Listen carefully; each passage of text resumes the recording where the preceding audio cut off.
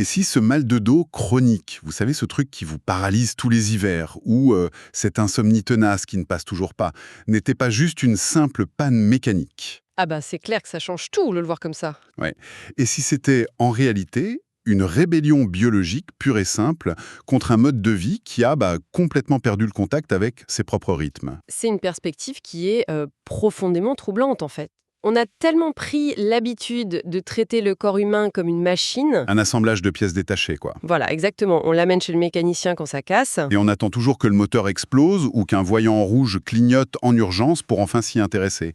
Mais l'exploration de nos sources d'aujourd'hui propose un changement de paradigme radical. Le point d'ancrage de notre analyse, c'est l'ouvrage de Michel Odoul. Le fameux dis-moi comment aller chaque jour de mieux en mieux. C'est ça. Et la mission de ce décryptage, c'est pas du tout de distribuer des recettes magiques, hein. L'objectif, c'est vraiment de déconstruire ce mythe tenace qui dit que la santé, ce serait qu'une loterie génétique.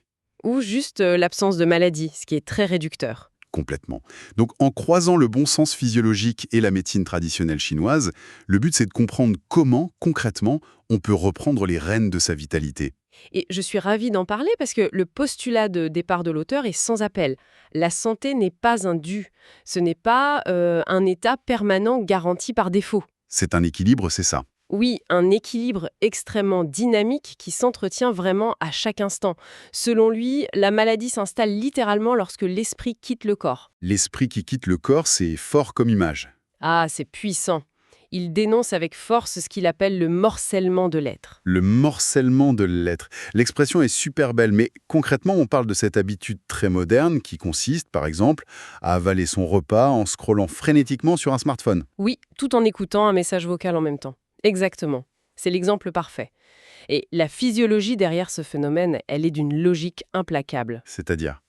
Eh bien, la digestion, elle ne commence pas dans l'estomac. En fait, elle commence dans le cerveau. Ah oui, c'est vrai qu'on l'oublie ça. Totalement. Quand l'attention est totalement absorbée par un écran pendant le repas, le cerveau est incapable d'analyser consciemment les saveurs, les textures, même les odeurs de ce qui entre dans la bouche. Donc il est aveugle. C'est ça. Or, ces capteurs sensoriels sont censés envoyer des directives ultra précises au système digestif pour libérer les bonnes enzymes. Sans cette présence psychologique à l'instant présent, le corps travaille à l'aveugle. Ouais. C'est marrant, ça me fait penser à une analogie. C'est comme un orchestre symphonique qui essaierait de jouer sans chef d'orchestre. Ah oui, c'est une très bonne image. Chaque musicien fait de son mieux, dans son coin, mais bon, sans les instructions globales, ça devient super vite une cacophonie totale au niveau de l'estomac. La cacophonie digestive, c'est exactement le terme, ouais. Mais du coup, ça soulève une vraie question. On parle souvent de pleine conscience aujourd'hui, mais ça sonne parfois un peu comme une injonction de développement personnel de plus, quoi. C'est vrai que ça peut paraître lourd. Bah oui. Comment on fait pour reprendre la baguette du chef d'orchestre sans que ça devienne une corvée supplémentaire dans des vies qui sont déjà bien épuisantes pour ceux qui nous écoutent? Eh bien, la clé réside dans une notion qui est, pour le coup, très contre-intuitive. C'est la contrainte positive. La contrainte positive. Oui. On a fini par associer le bien-être au confort absolu, tu vois, à l'absence totale d'effort. Ça fallait dans le canapé, quoi. Voilà. Et physiologiquement, c'est une erreur monumentale. La vie naît et s'entretient par la tension et la résistance. Les sources de notre analyse mentionnent d'ailleurs un cas extrême qui illustre parfaitement ça, c'est l'histoire des astronautes de la Station spatiale internationale. Ah oui, cet exemple est fascinant. C'est fou parce qu'en apesanteur, ils flottent. Ils n'ont plus aucune contrainte mécanique liée à la gravité terrestre. Le rêve absolu en apparence. Sauf que le résultat est effrayant. S'ils ne s'imposent pas des exercices de sport vraiment draconiens tous les jours, ils perdent massivement leur densité osseuse. Exactement.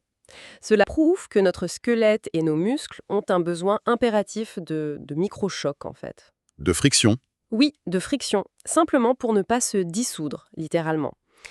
Et ce besoin vital de tension, c'est le fondement même de ce que la médecine traditionnelle chinoise appelle le juste milieu. Le fameux juste milieu. Voilà.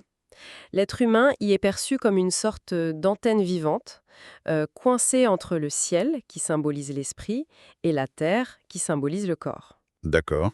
Et pour ne pas finir comme un astronaute qui perd sa matière, ou à l'inverse s'épuiser sous une pression excessive, cette approche propose 5 axes comportementaux, ce qu'on appelle les 5 justes. Ok, bon, décortiquons un peu tout ça. Donc, si on suit cette logique de tension nécessaire, le premier comportement serait d'entretenir ces fameux microchocs dont on parlait. Absolument. C'est ce qu'on appelle le juste effort. Il s'agit de solliciter le corps par le mouvement régulier, la marche, le sport, mais aussi de stimuler l'esprit. Pas seulement le corps, donc. Non, l'esprit aussi a besoin de résistance.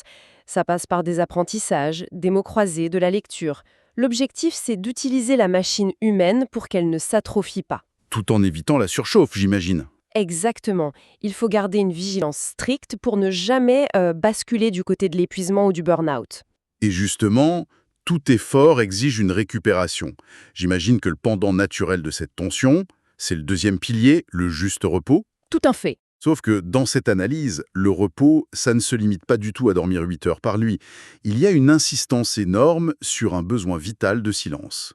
Oui, car le repos nocturne ne peut accomplir son grand nettoyage cellulaire que si le système nerveux ralentit vraiment la fréquence de ses ondes cérébrales.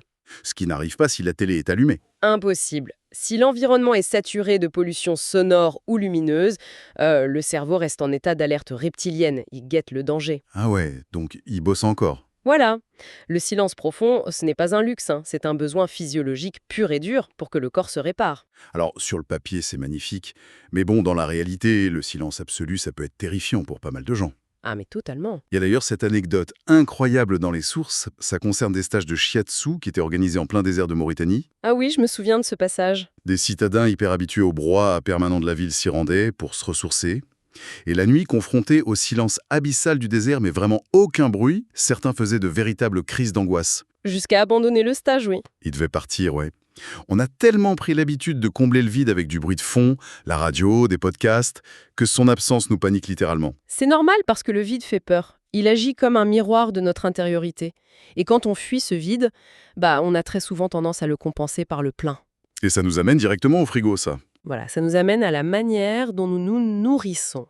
C'est le troisième axe qu'enquélit le juste manger. L'idée classique en médecine chinoise, c'est de quitter la table en étant rassasié à seulement 80%. Pour laisser un peu de place à la digestion, pour ne pas surcharger le système. C'est ça, et d'équilibrer les 5 saveurs. Mais ce qui est fascinant ici, c'est un point absolument critique que soulève l'analyse concernant les produits allégés et les édulcorants. Ah oui, ça c'est une vraie bombe pour ceux qui pensent bien faire en choisissant des boissons zéro calories pour éviter de prendre du poids. Le mécanisme est redoutable. Écoute bien, quand on consomme un édulcorant, les récepteurs de la langue détectent une saveur intensément sucrée. Ok, normal. Le cerveau reçoit cette information et envoie immédiatement un ordre d'urgence au pancréas, genre « Attention, une charge massive de sucre arrive, prépare l'insuline tout de suite Donc le pancréas, bon soldat, s'exécute. ». Il s'exécute. Mais l'édulcorant, comme il est chimiquement vide de calories, aucun vrai sucre ne passe dans le sang. Du coup, le cerveau se rend compte qu'il s'est fait avoir. Exactement. Il a lancé l'alerte pour rien, et le corps, il déteste gaspiller d'énergie. C'est fatigant pour lui. Très fatigant. Donc, à force d'être constamment leurré par ce faux signal, le cerveau s'adapte. Il finit par cesser d'envoyer l'ordre de sécréter de l'insuline lorsqu'il détecte le goût sucré. Le système se désensibilise complètement, en fait. Oh waouh. Donc le danger, c'est quand la personne va manger un aliment avec du vrai sucre. Voilà. La réponse insulinique sera absente ou retardée. Et ça crée un terrain métabolique absolument idéal pour le développement d'un diabète. C'est fascinant de réaliser qu'une simple saveur, au final, c'est pas juste un plaisir sur la langue, c'est une véritable ligne de code informatique qui programme nos organes. C'est tout à fait ça, de la programmation pure. Ce qui pose la question de ce qu'on fait entrer dans notre tête au-delà de la nourriture physique. Et c'est là qu'on arrive au quatrième axe, le juste penser. L'hygiène mentale. Ouais, on parle ici d'une véritable diététique de l'information. L'auteur alerte sur la toxicité de certains environnements numériques, notamment les réseaux sociaux basés sur l'immédiateté. C'est terrible pour le cerveau, ça. La mécanique de ces plateformes réduit considérablement notre vocabulaire et court-circuite notre capacité d'analyse. Tout ça pour privilégier la pure réactivité émotionnelle, l'indignation. C'est une atrophie cognitive, ni plus ni moins. On ne réfléchit plus, on réagit au quart de tour. Et j'imagine que ça limite notre capacité à développer le dernier axe, le juste désir. Absolument. Cultiver l'ambition, la joie de vivre, l'élan créateur. Le texte insiste sur une nécessité absolue. Différencier le désir de l'envie. Quelle est la nuance exacte ? Eh bien, le désir, c'est une énergie d'expansion, de partage et d'évolution. Alors que l'envie, C'est une énergie de frustration, d'appropriation. C'est une comparaison toxique avec l'autre. Ah oui, je veux ce qu'il a, au lieu de vouloir grandir. C'est très différent. Bon, on vient de dresser un panorama comportemental qui est hyper riche. Mais il y a un passage dans l'ouvrage qui m'a vraiment fait tiquer. Lequel? L'auteur avance que tous ces comportements découlent de 5 besoins viscéraux, et il relie chacun de ces besoins et les émotions qui en découlent à un organe physique très précis. Oui, la cartographie des émotions. J'avoue que mon côté un peu rationnel se dit, minute, associer la colère au foie ou la tristesse au poumon, n'est-ce pas une vision un peu magique, voire ésotérique de l'anatomie? C'est une réaction très légitime, je te rassure. Vu de notre prisme médical, occidental, très ultra spécialisé, ça semble abstrait. C'est ça fait un peu conceptuel. Mais si on observe les mécanismes de la psychoneuroimmunologie, qui est une vraie science moderne, cette cartographie prend tout son sens biologique et symbolique. D'accord, donne-nous un exemple. Prenons le besoin de reconnaissance. S'il n'est pas comblé, il engendre une émotion dysfonctionnelle colérante, la colère, l'aigreur, le ressentiment. Ok. Le choix, biologiquement, c'est l'usine d'épuration du corps. Il filtre les toxines physiques. Eh bien, en médecine chinoise, une émotion refoulée ou violente est traitée par le corps comme une toxine énergétique. Donc, une colère chronique va littéralement saturer l'énergie du foie. D'accord, je commence à saisir la logique. La toxine émotionnelle s'attaque au filtre physique. Et qu'en est-il du besoin d'amour inconditionnel? Celui-là, il est lié au cœur et à l'émotion de la joie. Un amour inconditionnel nourrit le cœur. Mais attention, un excès passionnel destructeur ou à l'inverse, une perte brutale de cet amour peut littéralement endommager l'organe. Littéralement. Pas juste symboliquement? Non, non, pas juste une image poétique. Les cardiologues ont documenté ce qu'on appelle la cardiomyopathie de Takotsubo. Le fameux syndrome du cœur brisé, c'est ça. C'est exactement ça. Un choc émotionnel lié à une immense tristesse ou une perte subite provoque une tempête hormonale tellement violente qu'elle paralyse et déforme physiquement le muscle cardiaque. Waouh! Ça imite un infarctus massif. L'esprit déchire littéralement la matière. Savoir que le chagrin peut physiquement déchirer un ventricule, c'est vraiment bouleversant. Et pour les autres organes, l'ouvrage parle de la rate et du pancréas. Oui, alors ces organes gèrent la digestion et l'assimilation. Symboliquement, ils sont liés aux besoins de réassurance matérielle. La sécurité financière, le toit sur la tête. Voilà. S'il y a un manque de sécurité, une peur de manquer, l'individu va développer de l'envie ou des comportements boulimiques. Il va chercher à remplir un vide matériel ou affectif en surchargeant le système d'assimilation. Il mange ses émotions, comme on dit. C'est tout à fait ça. À l'inverse, les reins sont notre base, notre batterie originelle. Ils représentent le besoin d'enracinement, le fait de savoir d'où l'on vient. Et si on perd cet enracinement? Si ce besoin est menacé, l'émotion générée, c'est la peur profonde, l'anxiété. Et ça vient littéralement épuiser les glandes surrénales qui sont situées juste au-dessus des reins. Et il n'en reste un d'organe. Et je trouve qu'il résonne particulièrement fort aujourd'hui, c'est le besoin de territoire et de respect qui est lié aux poumons et à la tristesse. Oui, les poumons, l'interface avec le monde extérieur. Les poumons, c'est notre souffle. C'est la frontière entre ce qui est moi et ce qui n'est pas moi. Quand on observe la façon dont le monde du travail est structuré, par exemple avec la généralisation des open space. Ah oui, l'enfer de l'open space. On comprend pourquoi c'est si épuisant. On subit de multiples violences quotidiennes de notre besoin viscéral de limite. On n'a plus de territoire sonore, plus de territoire visuel. On est sans cesse envahi. L'esprit se sent constamment agressé. Et symboliquement, on blesse nos poumons. On respire mal, on s'étouffe à petit feu. Et le corps fabrique de la mélancolie. C'est une excellente déduction. Et puisque l'on parle des poumons et du souffle, ça nous amène directement à la façon dont l'être humain se synchronise avec son environnement. L'humain obéit à 2 impératifs pour survivre. Se positionner dans l'espace via la respiration. Et se positionner dans le temps via les saisons. C'est ça. Arrêtons-nous sur la respiration 2 secondes. On respire tous depuis notre naissance, enfin j'espère. Mais visiblement, d'après les sources, on est très mauvais à cet exercice. C'est affligeant, oui. L'auteur détaille 3 niveaux. La respiration claviculaire, tout en haut du thorax, qui est très courte, très saccadée, typique de l'état de survie ou du stress intense. La respiration de l'angoisse, quoi. Voilà. Ensuite, la respiration thoracique, au milieu, qui est plutôt utilisée pour l'effort physique. Et enfin, la respiration abdominale, lente et profonde, qui favorise la relaxation et la digestion. Mais le point crucial, le truc non négociable selon cette approche, c'est que l'inspiration doit absolument se faire par le nez. Et la raison est purement anatomique et métabolique. Le nez, ce n'est pas un simple conduit alternatif à la bouche pour faire passer de l'air. Ce n'est pas un tuyau de secours. Non, non. C'est un organe très complexe. Sa fonction, c'est de filtrer, d'humidifier, mais surtout, et c'est là le secret, de réchauffer l'air avant qu'il n'entre dans l'organisme. Et pourquoi c'est si important de le réchauffer? Parce que la trachée passe juste devant la glande thyroïde. Or, la thyroïde, c'est le grand chef d'orchestre du métabolisme basal de tout le corps. Ah, la thyroïde gère l'énergie de base. Donc si on prend la très mauvaise habitude de respirer par la bouche, que ce soit en courant ou même pendant la nuit en dormant, Eh bien, un flux continu d'air froid vient frapper directement la zone de la thyroïde. Et ce refroidissement constant va forcer la glande à ralentir son activité pour se protéger. c'est mécanique en fait. Oui. Et si la thyroïde ralentit, c'est tout le métabolisme qui s'effondre derrière. Ça donne de la fatigue chronique, de la frilosité, des prises de poids inexpliquées, des troubles digestifs. C'est fou. Pour imager la chose, respirer par la bouche en permanence, c'est exactement comme rouler en voiture au cœur de l'hiver, avec les fenêtres grandes ouvertes, tout en exigeant du chauffage, qu'il maintienne l'habitacle à 25 degrés. C'est exactement ça. On demande à notre moteur ici, notre thyroïde, de compenser un refroidissement massif qui ne devrait pas avoir lieu. On s'épuise de l'intérieur. Une très belle analogie, vraiment. Et cette nécessité de synchronisation, elle s'applique tout autant au temps, hein. La médecine traditionnelle chinoise observe nos rythmes à travers les saisons. Ok? Mais attention, elle considère que notre calendrier occidental est totalement, mais alors totalement désynchronisé de la réalité biologique. Ah oui, on nous explique dans l'ouvrage que le jour de l'équinoxe ou du solstice, ce n'est absolument pas le premier jour d'une saison, mais son point culminant. Oui, c'est l'apogée.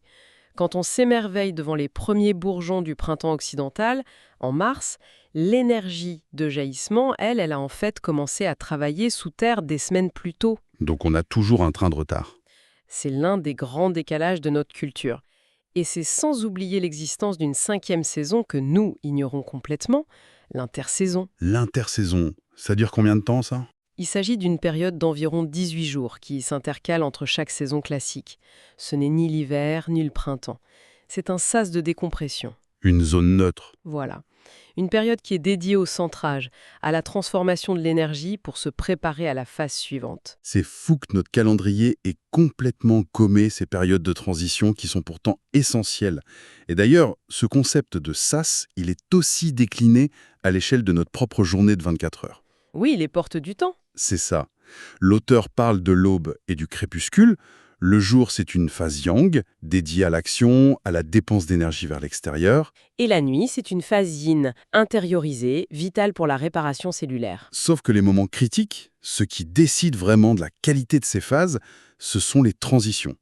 Donc l'endormissement le soir et le réveil le matin. Et ce sont précisément ces deux portes que la vie moderne a tendance à totalement malmener. Comment on fait pour le soir, le sas du crépuscule? La règle d'or absolue, c'est de ne jamais, au grand jamais, s'endormir sur une tension. Pourquoi c'est si grave? Parce que nos fascias, tu sais, ces immenses réseaux de tissus conjonctifs qui enveloppent nos muscles et nos organes, Oui. eh bien, ils ont une mémoire physique. Ils emmagasinent littéralement le stress de la journée. Si on s'endort tendu, cette tension se fige dans le corps. Ah oui, donc on se réveille coincé le lendemain.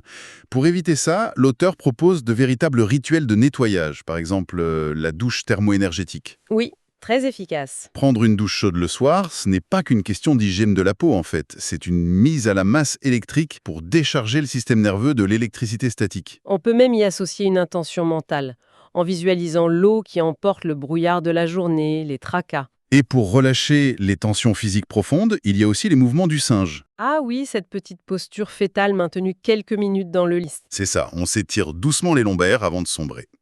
Mais il faut bien comprendre que si on ne passe pas ce coup de balai mental et physique, notre inconscient va passer toute la nuit à travailler avec le matériel anxieux qu'on lui a fourni juste avant de fermer les yeux. C'est évident, le sommeil ne pourra pas être réparateur, il sera agité. Et la logique est exactement la même pour la porte du matin, l'aube. L'état d'esprit dans lequel on capte nos toutes premières pensées va donner la couleur, le ton de l'intégralité de la journée. Et là, l'auteur propose une technique qui, avouons-le, peut sembler un peu naïve de prime abord. La technique du miroir? Ouais.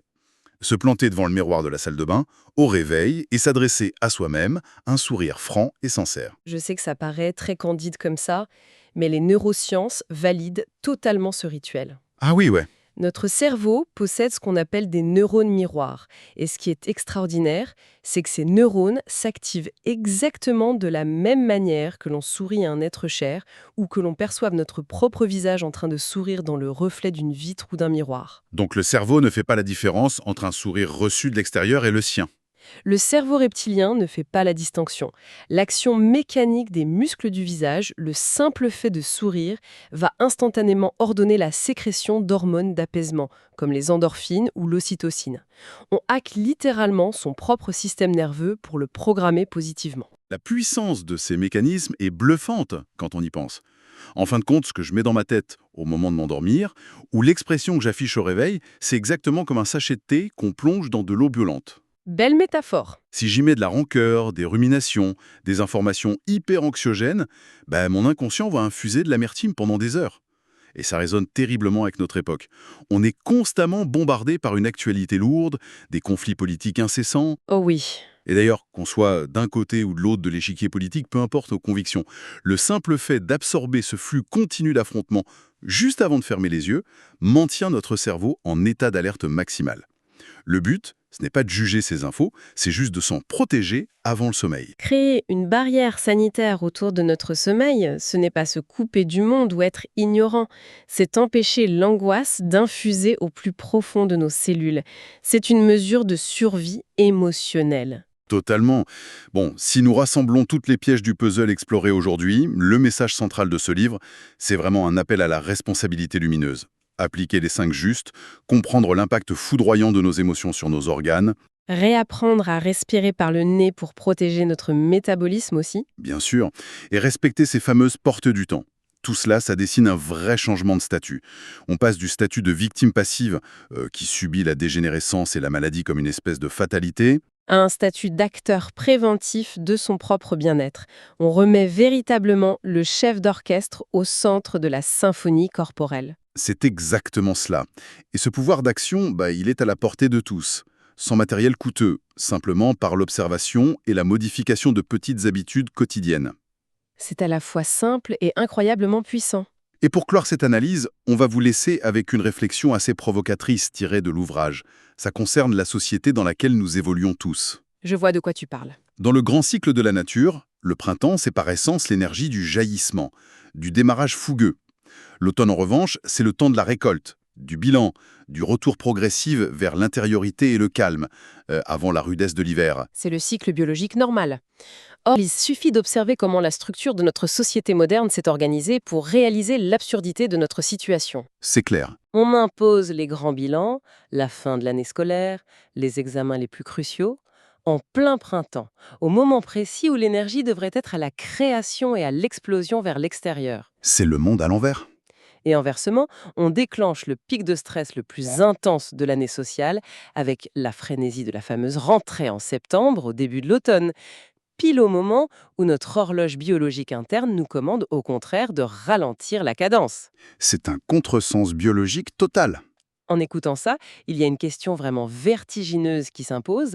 Si nos structures collectives, l'école, le monde du travail, nous obligent à vivre à l'exact opposé des rythmes cosmiques naturels, Eh bien, la dégradation de notre santé n'est peut-être pas qu'une question individuelle. Voilà. Cette perte de santé physique et mentale n'est-elle pas, avant tout, le symptôme d'une immense crise de notre modèle de civilisation? Comment pouvons-nous, chacun à notre petite échelle, créer des poches de résistance chronobiologique dans un monde qui semble déterminé à tourner à l'envers? Voilà, ça fait matière à réflexion pour ne plus jamais regarder le voyant rouge de notre tableau de bord de la même manière.